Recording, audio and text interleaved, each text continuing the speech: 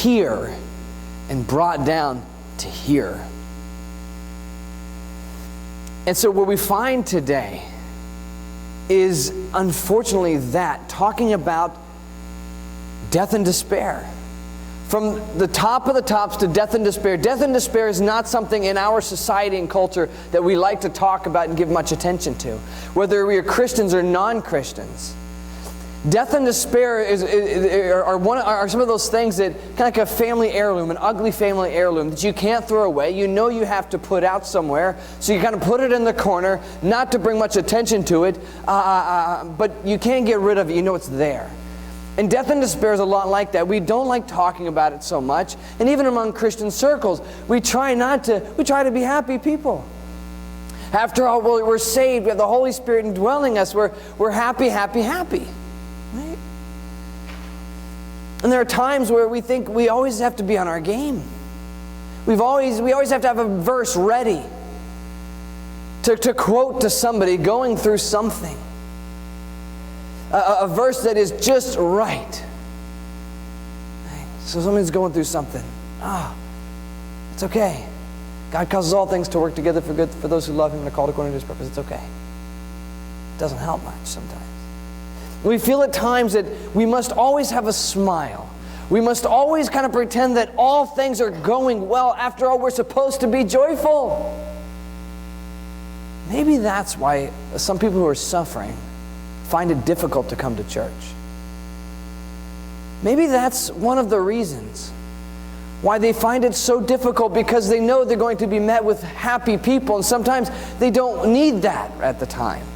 Well-intentioned people trying to help them, but not very helpful sometimes. Today we're going to look at Job. We're going to look at Job's friends. We don't want to pass over them. And we're going to look at Job. And ultimately what we have is a passage of poetry. In the Hebrew, it's more poetry. And so we can't get away from that. You're going to read through it, and hopefully as you were listening to Michelle read it, or if you read it during this week, you might have thought in your head, this makes no sense.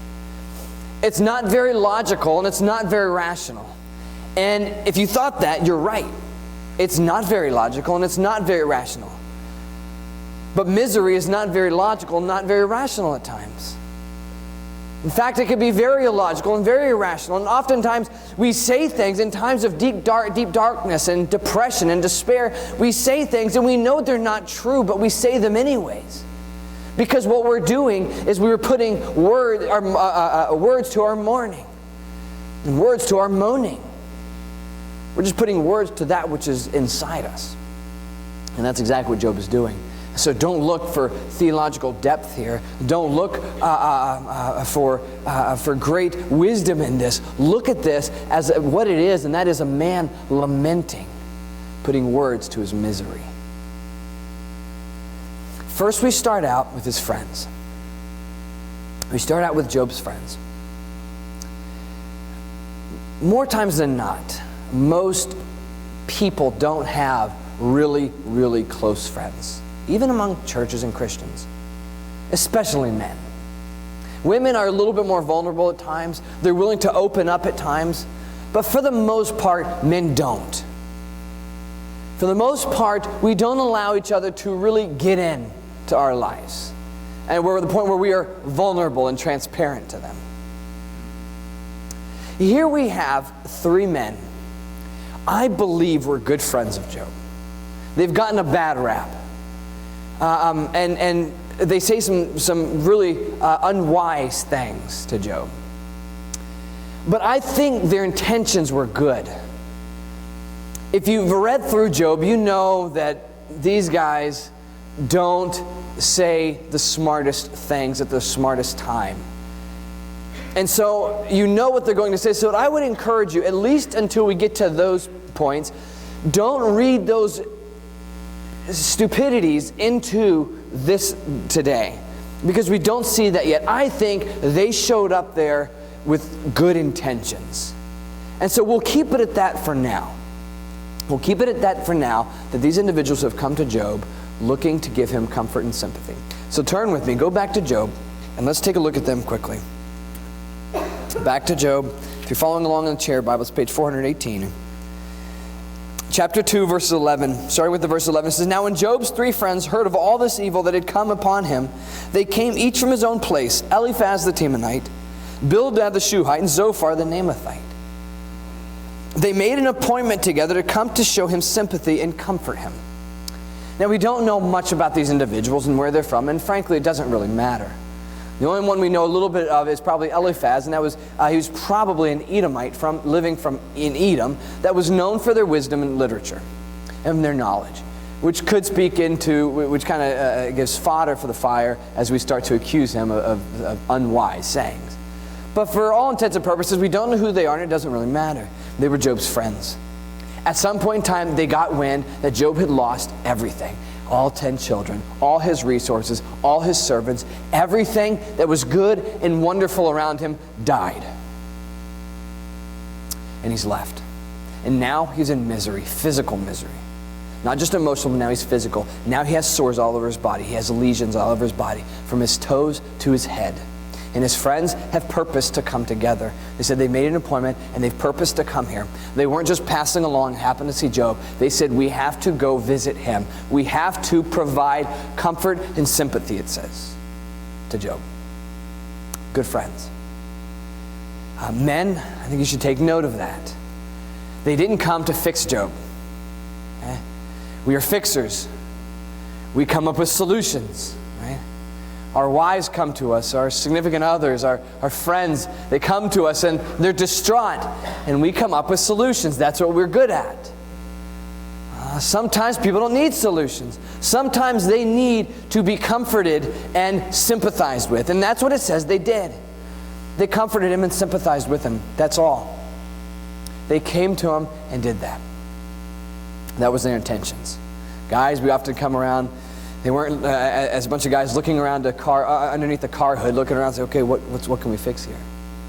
But oftentimes as Christians, as individuals, we don't need that. We need somebody to come along, give us comfort and sympathy. And that's exactly what they do.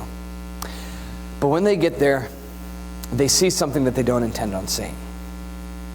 They see somebody that they don't even recognize. Look at verse 12. "And when they saw him from a distance, they did not recognize him.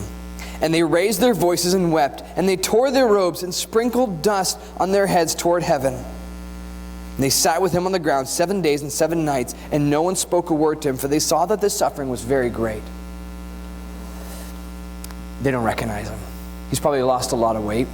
He shaved his head, shaved his beard, tore his robe. He's in sackcloth and ashes. He has lesions and boils all over his body.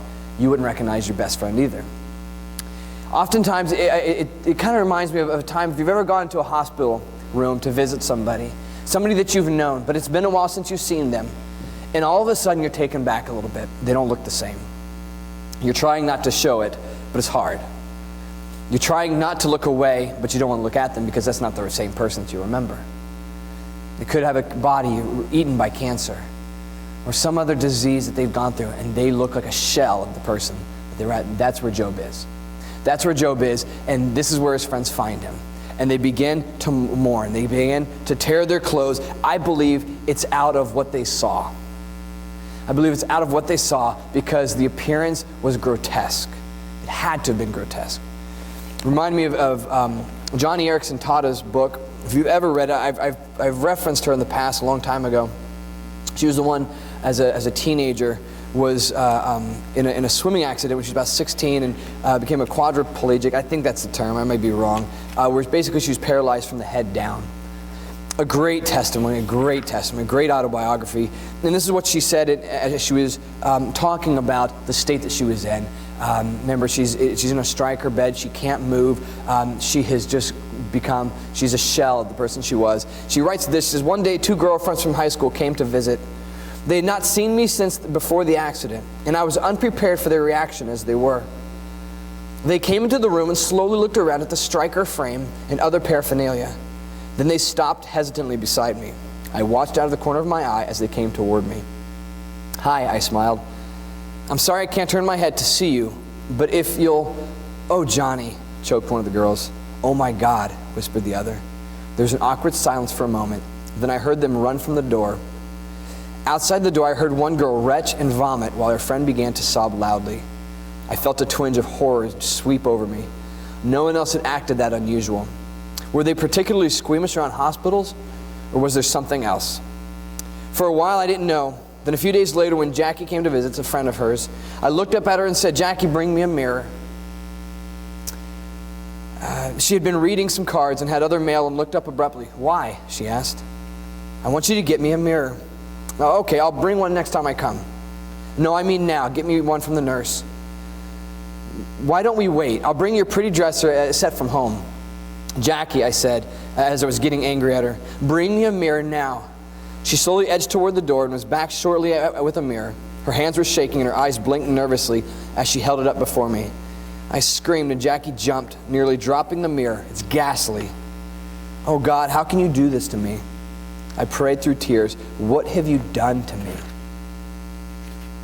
The figure in the mirror seemed scarcely human. As I stared at my own reflection, I saw two eyes darkened and sunk into the sockets, bloodshot and glassy. My weight had dropped from 125 to 80 pounds, so that I appeared to be little more than a skeleton covered by yellow, jaundiced skin. My shaved head only accented my grotesque skeletal appearance. As I talked, I saw my teeth black from the effects of medication. I too felt like vomiting. Jackie took away the mirror and began to cry with me. "I'm sorry, Johnny," she sobbed. "I didn't want you to see. Please take it away and never want to look in a mirror again." So what she's describing is that her appearance and her friends' reaction to her appearance, which you're going to see later on what that led to. But here we have a very similar situation with Job and his friends. They see him and they gasp. And all of a sudden they start to weep and they start to mourn along with him. And to make matters worse, they sit there with him for 7 days in silence. Can you imagine that? 7 days, they sit with him in silence. As some commentators believe, nobody said anything for 7 days. I don't think that was the case. Only because it doesn't say that. What it does say is they didn't speak to him. Now it's possible they sat there for 7 days not saying a thing. I don't think that was the case. They just didn't speak to, at least to him, for those 7 days. And that makes sense. Because what happens when you visit somebody in the hospital, somebody either in and out of consciousness or there on the verge of death, and people are gathered around their bed, you whisper to one another. Nobody speaks to them necessarily, but you talk around them. You talk about them. And you talk about what's happening. Right? Did the doctor come in yet? Did she eat yet? How was she doing yesterday? Things aren't looking good, right? So you talk about the person, but they're there. It's a lonely state, what we see. Whatever happened, we have with Job was a lonely state. When it comes to depression, when it comes to despair, it's lonely. And that's true. It's extremely lonely. People talk about you, they talk around you, and they try to talk to you, but they don't know what to say all the time. So oftentimes, there's just quiet. It's not necessarily that they're alone, but they do feel lonely. And that had to have been what Job was feeling.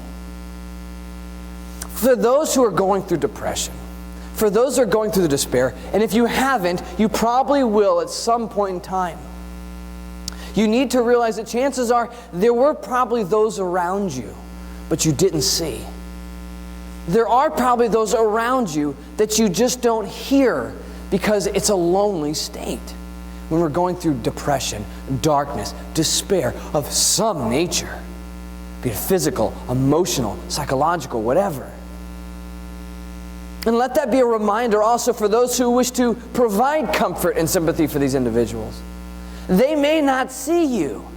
They may not know that you care. They may not, you may not fix things as you thought you would. Right? You go to visit somebody and think, I'm gonna make everything better. But you might not. It's a lonely state. Jesus went through this. He's in the Garden of Gethsemane the night before his crucifixion. What happened?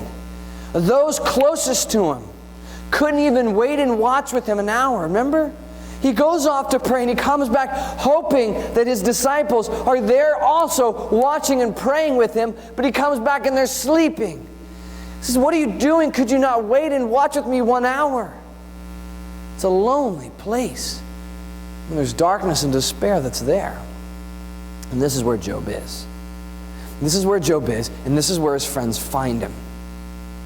And then Job speaks. Now, if you read through Job 1 and 2, you might have thought this guy's nerves of steel. A steely resolve, right? This is the same guy that told his wife, are we not to expect good from God and bad? Of course we are. This is the same guy that once he found out that all his children and servants and livestock were all dead, he worshiped, didn't he? He fell down and he worshiped. Surely this Job is some hero, some mythological individual that can take anything that Satan throws at him without flinching. But he doesn't. And I think for me, a little bit, to my own relief. Because if he had, I would think, oh, that bar is set pretty high when it comes to righteousness. But he doesn't. He breaks, as we all would. He breaks and he begins to lament. This is the first thing he said since it's all gone down. And he begins to mourn. He begins to put words to his misery. This is what he says. In verse 3, let the day perish on which I was born, and the night that said, a man is conceived, let that day be darkness. May God above not seek it, nor light shine upon it. Let gloom and deep darkness claim it. Let clouds dwell upon it. Let the blackness of the day terrify it. That night, let thick darkness seize it. Let it not rejoice among the days of the year. Let it not come into the number of the months. Behold, let that night be barren. Let no joyful cry enter it. Let those curse it who curse the day, who are ready to rouse up Leviathan. Let the stars of its dawn be dark. Let it hope for light, but have none, nor see the eyelids of the morning, because it did not shut the door of my mother's womb, nor hide trouble from my eyes. So here you have Job. He's putting it out there. He's completely putting it out there for all to hear and see. In perpetuity, we've had this for however many years that Job was in existence. Last 4,000 years, say. And here we see the same thing. What Job is doing, he's expressing what is deep inside him at this point in time. And he begins to anthropomorphize, if you will, day, right? Give human attributes to day. He curses the day of his birth. Normally, on the day of one's birth, everybody is happy. Normally, you congratulate people. You give them cards. You give them even e-cards, even though they don't want it. It doesn't do anything. You congratulate, you go there, you have flowers, you bring balloons, you give stuffed animals. Everybody's excited about it. So what Job says is, curse that day.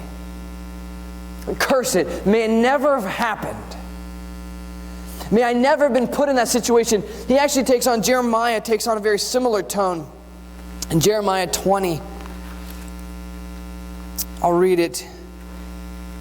Jeremiah 20 says something very similar. Page 648, Jeremiah 20, verses 14 to 18, it says, cursed be the day on which I was born, the day when my mother bore me, let it not be blessed. Cursed be the man who brought the news to my father. A son is born to you, making him very glad. Let that man be like the cities that the Lord overthrew without pity. Let him hear a cry in the morning and alarm at noon. Because he did not kill me in the womb, so my mother would have been my grave, and her womb forever great. Why did I come out of the womb to see toil and sorrow and spend my days in shame? That's dark. He not only curses the day, he curses the poor guy that brought the information of his birth. That guy didn't do anything, but he wants him dead also, because he actually announced his birth. And Job, in a very similar thing, is saying the exact same thing. And what he's doing is he's taking on the universal concept of light and darkness. We use this all the time, even today. We think of times when things are happy, we think of sunshine, right? Sunshine and flowers. And when things are unhappy or sorrowful, we think of darkness and rain and clouds. So if you look on movies or advertisements, right? They're trying to sell a product, a laundry detergent, right? there's sunshine, and somebody's running through fields of flowers somewhere with just enough breeze to make their hair flow in just the right way, with just enough sunshine to kiss their cheeks. And if you buy their product, that's how you will feel too. Why? Because when you're happy, when your clothes are clean, you're happy. And when you're happy, there's sunshine. Oh, but when you're sad, there's darkness. When you're sad, there's usually rain. There's usually clouds. And then we use those same illustrations, that same backdrop. And so here Job is saying something very similar. Take that day. Let there be no sunlight. Let there be nothing but darkness. Let darkness torment it. Let darkness eat it. Let darkness terrorize it. That day would never see light, ever. He says, take he even calls for the enchanters. So we see in verse 8, we see talk of Leviathan. So it was a real animal, but he had adopted a mythological figure, or a mythological nature to it. And there would be professional enchanters that they would be called upon to curse a certain individual, or curse a nation, or curse something. And they would call this mythological status of a creature Leviathan, that we'll see later on in chapter 41. They call them to terrorize and to curse whatever it is they want to curse and terrorize. So Job is calling them, call them up. Let them also curse the day that I was born. Let Leviathan eat it up and curse it. You may not leave here happy. I have to warn you. Because there's really no happy ending to this. There's nothing but curses. There's nothing but lamenting. And it gets worse. It gets worse. He starts to curse the day he was born. And then his heart and his head goes to an even darker place. He goes to death. He goes to death when you look at verses 11, 22. Hear him say this. Why did I not die at birth? Come out from the womb and expire. Why did the knees receive me? Or why the breast that I should nurse? For then I would have lain down and been quiet. I would have slept and I would have been at rest. With kings and counselors of the earth who rebuilt ruins for themselves. With princes who had gold, who filled their houses with silver. Or why was I not as a hidden stillborn child, as infants who never see the light? There the wicked cease from troubling, and there the weary are at rest. There the prisoners are at ease together. They hear not the voice of the taskmaster.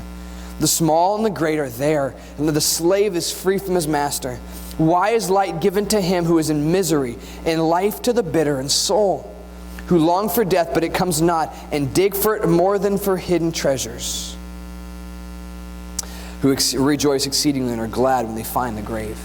Somebody going through darkness and despair will go there. They'll go to death. In fact, just following that, in Johnny Erickson Tada's autobiography, she says this, immediately following that incident. She tells Jackie, I can't take it anymore. I'm dying. Look at me. I'm almost dead now. Why do they let me suffer like this? I don't know, Johnny. Jackie, you've got to help me. They're keeping me alive. It's not right. I'm dying anyways. Why can't they just let me die? Jackie, please, you've got to help. I pleaded. But how, Johnny? I don't know. Give me something, an overdose of pills. You mean you want me to kill you? Jackie asked wide-eyed. Yes. No, you won't be killing me. You'll just be helping me die sooner. Look, I'm already dying. I'm suffering. Can't you help me end the suffering? If I could move, I'll do it myself. I was angry and frustrated. Please cut my wrist. There's no feeling. I'd have no pain. I'll die peacefully, Jackie. Please do something. Jackie began to sob. I can't, Johnny. I just can't. I begged her. Jackie, if you care for me at all, you've got to help. I'm dying anyway. Can't you see? Look at me. Just look at me. Johnny, you don't know what you're asking. I just can't. Maybe you would be better off. I don't know. I'm so mixed up. I want to help. I love you more than I love anyone. And it kills me to see you suffer like this. But I can't do it. I didn't say anything more then. Several other times, though, in similar spells of depression and frustration, I begged Jackie to help me commit suicide. I was angry because I couldn't do it myself. I fantasized about it. I fantasized about how it could be done. Pills would be easiest, but the nurses would find me and pump my stomach. I could have Jackie slash my wrists. Since I had no feeling there, I'd have no pain. I could hide them under the sheets, and no, that wouldn't work either. All I could do was wait and hope for some hospital accident to kill me. Job was undergoing something extremely similar. Imagine being cursed. Not with death, though, but now he's being cursed with life. He's being cursed with life. He wants to die, but he can't. Imagine that situation. Imagine you're in such a situation at your wit's end. You can't take any more. The one thing you want is the one thing that you won't get, and that's death. Becomes his curse. He's not talking about suicide. I really don't think he is. He's not talking about suicide. He's talking about the appeal of death. The appeal that death has at this point in time. Why? I think it's because of this. Anybody that has gone through such suffering and such depression, such turmoil, believe it or not, they know life to its a more fuller extent than you or I do, who haven't suffered tremendously. Because that's life, right? There is pain. The immortal words of Wesley from Princess Bride, right? The bride tells him, "You mock my pain." What does he say? Life is pain. Anyone who says different is selling something. Right? Life is pain. The one who has suffered, has experienced pain, has experienced life, and is experiencing life to a greater degree than those who don't. Why?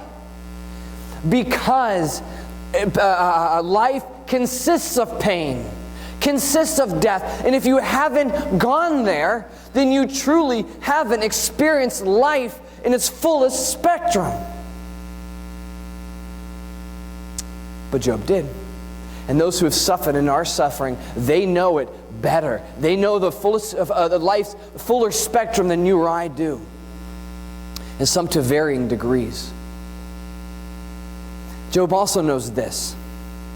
Remember, he's a righteous man. We're not looking at an individual that has brought this on himself on account of sin. You remember why he has this. Job knows, as the righteous know, that there is deliverance in death. As the righteous know, who have been made righteous through God's means of salvation, that there is deliverance in death.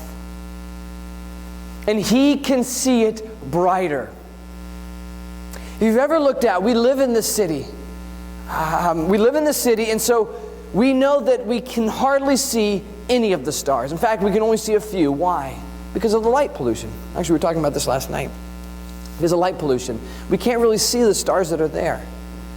What you have to do is you have to get out away from the light into the desert, into the forest, or into the trees where you have a clear view of the sky without any light around you, so you could see the majesty of the celestial heavens, of the stars, of the sky. You see it, and we only see an infinitesimal fraction of it.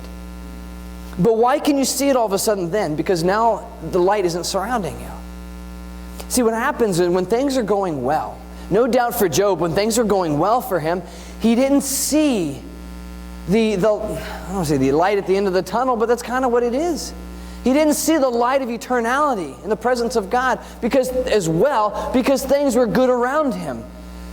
But take somebody and put them in a dark place, metaphorically speaking, put them in a dark place of depression or despair, of despondency, and they'll see, the righteous will see the glare of salvation all the more, and it will become appealing. He's not condoning suicide here. But what Job is talking about, he's talking about the appeal of death for the righteous, and the light that's there. And he continues. And he goes from death, and he continues with just great despair. He says in verses 23 to 26, "Why is light given to a man whose way is hidden, whom God has hedged in? For my sighing comes instead of my bread, my groanings are poured out like water. For the thing that I fear comes upon me, what I dread befalls me. I am not at ease, nor am I quiet. I have no rest, but trouble comes. The thing that I don't want comes to me. The worst thing that I fear is that which is attacking me. And that is I'll have to deal with this. As regular as food becomes to him, it is now just mourning and misery and all its regularity. He says, that's what I'm dealing with. That's what I get. That's what continues to come. There's no peace. The Hebrew term for peace is shalom, but it means more than just peace. It means prosperity. It means wellness. It means an entire life of blessing. What Job is communicating is there's no blessing. There's no wellness here. There is no shalom, if you will. But let me say this. In all of this lamenting, Job is not complaining. And then, Brad, how can that be? You have an entire chapter of this. It's not complaining. There's a difference, isn't there? When you complain, somehow you believe that you have suffered injustice and that the system is corrupt, the system is imperfect. There's a problem with the system of something. And so you get a parking ticket. And if you're like me, every parking ticket you've ever received has been unjustified and unfair, and you complain about it. Oh, what is that? Did they not see what I was doing? I was at the hospital, for crying out loud. I was only here for a minute. I don't even think the sign means that. I don't think they know what the sign means. They're just out for a quota. You know what the city really should do is this and that. That's what happens when we complain. We suffer what we feel to be an injustice, and then we suggest our opinions. And there's some of us, we are complainers. There are people, Christians included, that just complain. They just complain. Everything's about them. And they have a better idea than anybody and everybody. And this is what they should do, and this is what that guy should do. And about this, about that.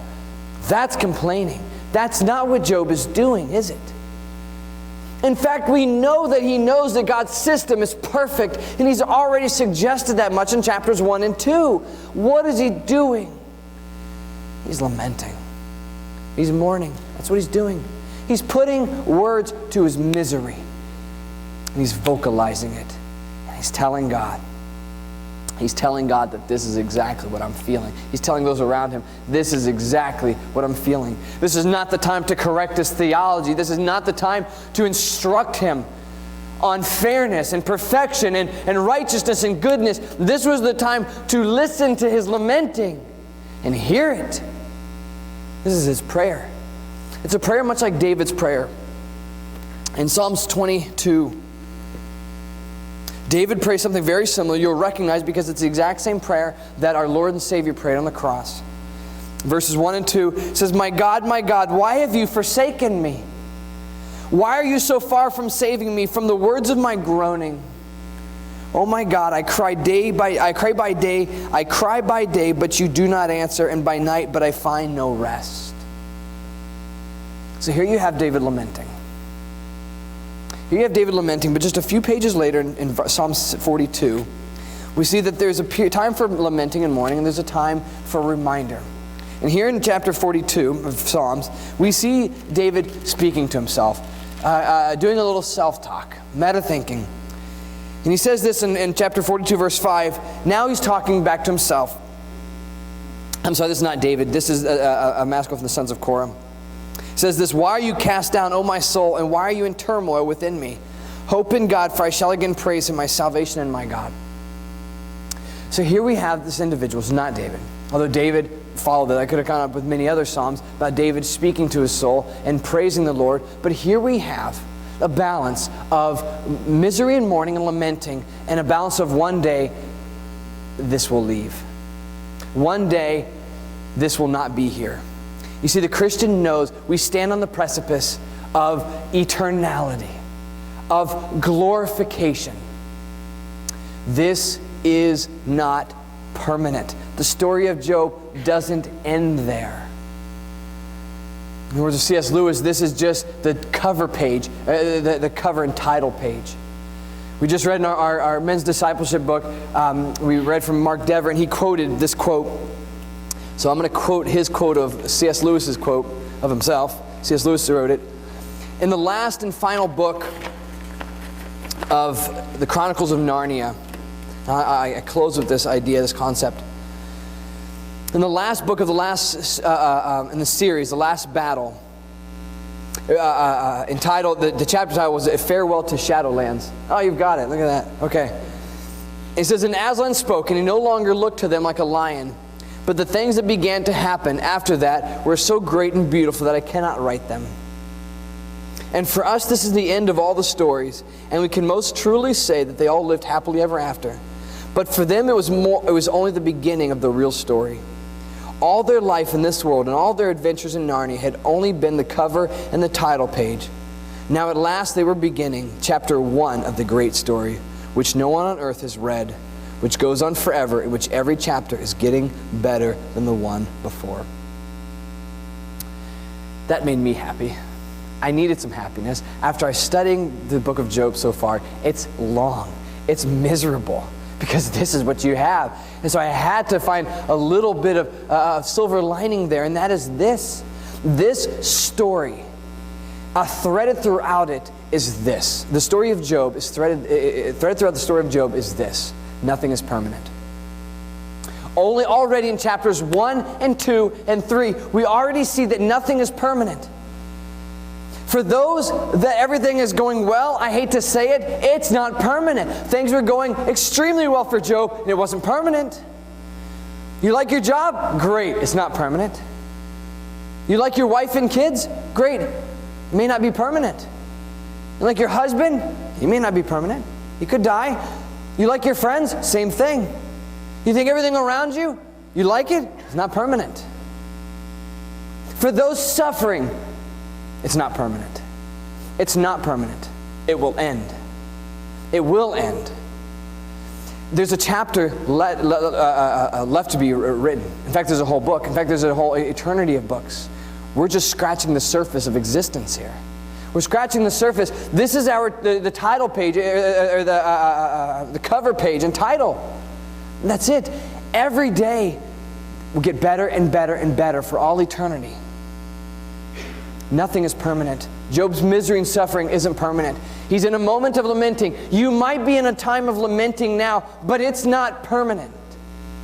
It's not permanent. Job 42 comes at the end of the book. Now, your suffering may be physically permanent. I can't say it's not. And I don't think you could tell anybody that it'll get better in this life, because it might not. If you remember when we had Marjolaine and Stefan here, one of the things that she was sharing was that people would tell her that it'll get better, things will be okay. Things might not be okay on this side of eternity, but it's okay because it's only the chapter, it's only the title page and cover of the book. Nothing's permanent. Take the time of mourning, take the time to lament, and understand that even in that lamenting, that's not permanent either. And I don't know about you, but I can't wait till chapter 42, although there's a lot of mileage to cover in between, but we'll eventually get there. Let's pray. Dear Heavenly Father, God, we thank you that you have given us that opportunity to lament, to mourn, and here we have an individual that is clearly doing that.